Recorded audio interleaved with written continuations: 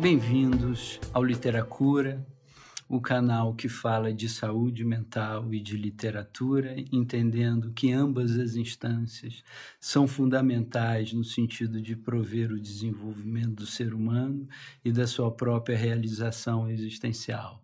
Eu queria comentar aqui rapidamente uma fala que saiu no Antagonista sobre o ministro da Educação, Milton Ribeiro, que afirmou a seguinte nota: alguns jovens brasileiros tornaram-se zumbis existenciais porque não acreditam mais em nada, desde Deus até a política.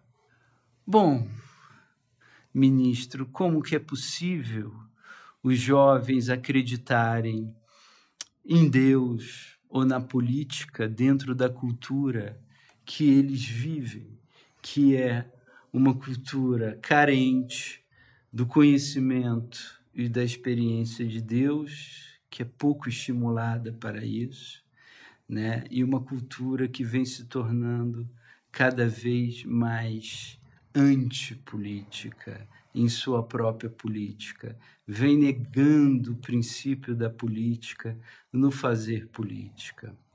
Eu já falei sobre a questão do suicídio em outro vídeo, e nesse vídeo eu falei sobre a característica fundamental que vem permeando as mentalidades da juventude brasileira, que é a questão da anomia social, que é uma expressão do grande psicólogo social Emile Durkheim, que entendeu que as taxas de suicídio aumentam na medida em que o homem vai perdendo sua capacidade de nominar, de nomear, de identificar os verdadeiros valores da existência, quando a noção de certo e errado já estão completamente confusas e diluídas nas mentalidades, quando a questão do que é belo, do que é bom e do que é verdadeiro já não é mais alcançado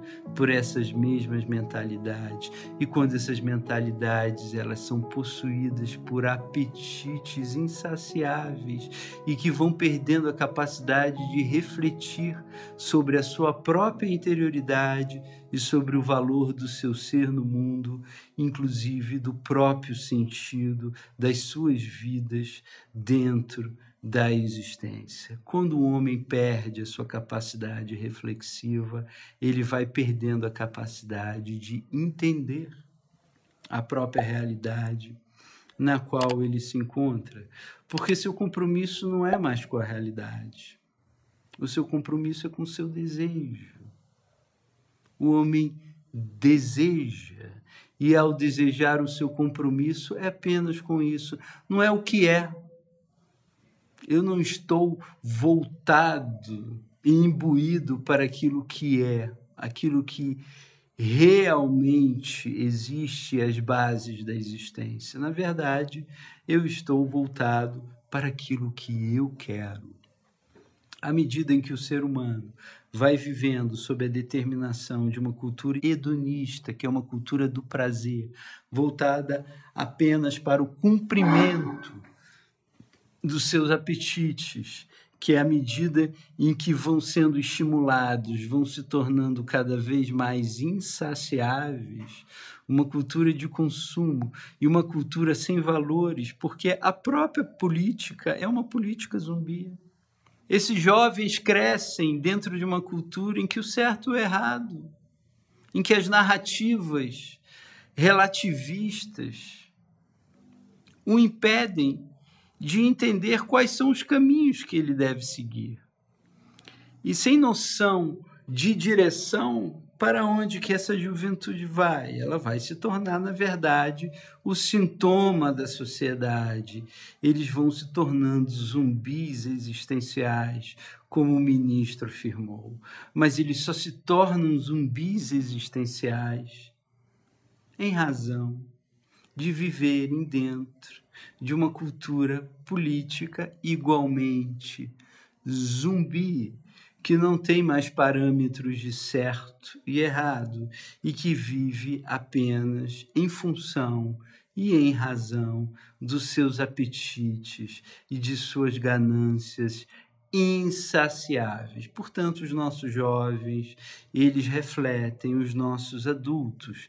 E se falamos que a nossa juventude está zumbi, ministro, é porque os adultos dessa sociedade também se encontram zumbi.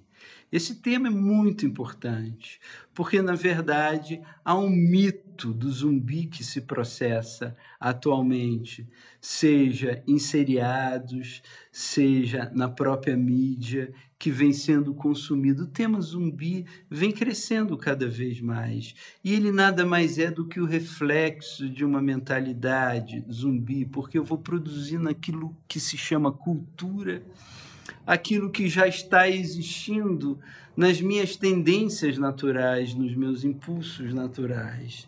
Eu publiquei em 2018 esse livro, Zumbilândia, Mito e Mentalidade dos Nossos Dias. Na verdade, esse livro é um grito de socorro, em que eu vou trabalhando o desenvolvimento de toda uma cultura zumbi do ponto de vista da psicologia. Desde os jovens, e aí o primeiro capítulo, que se chama Apodrecendo Antes de Amadurecer, até a política, que é o último capítulo, as ilusões de nossas repúblicas. Eu me lembro que quando eu era um jovem adolescente, minha mãe tinha que me trazer para dentro de casa, porque eu queria viver fora de casa, jogando futebol, soltando pipa, me relacionando em contato com o mundo, e precisava ser chamado para dentro de casa. É interessante que hoje em dia os adolescentes, os jovens, eles não conseguem mais sair de casa para o mundo,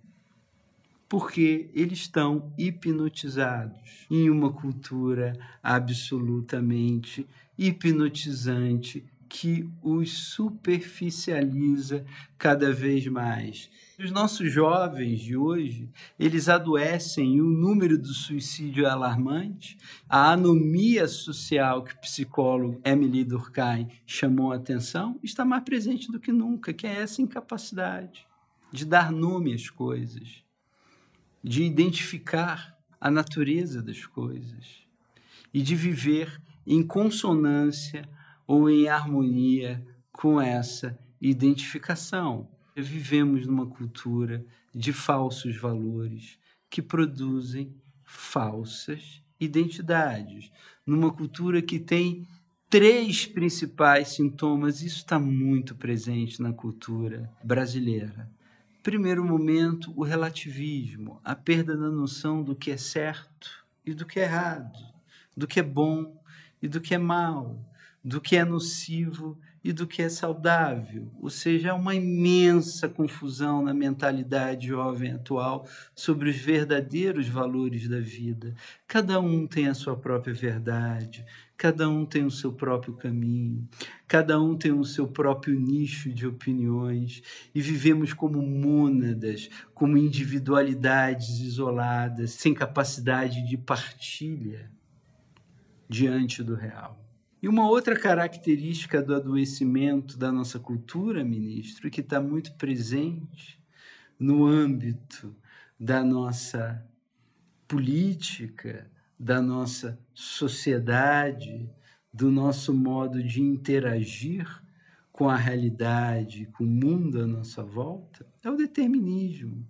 O homem vai se fragilizando no prazer e ele vai caindo numa espécie de ilusão cada vez mais perigosa, porque ele acredita naquilo que a sua mente fabrica. Não sendo mais capaz de acessar a realidade, ele está preso a um mundo de impressões sombrias e de prazeres que, na verdade, o convidam para o menos ser e para a sua própria dissolvência, e não para a sua própria integração humana. Essa reflexão ela é aprofundada no livro Zumbilândia. Ou seja, vivemos numa terra zumbi, ministro, mas é numa terra zumbi que desaprendeu a formar as novas gerações.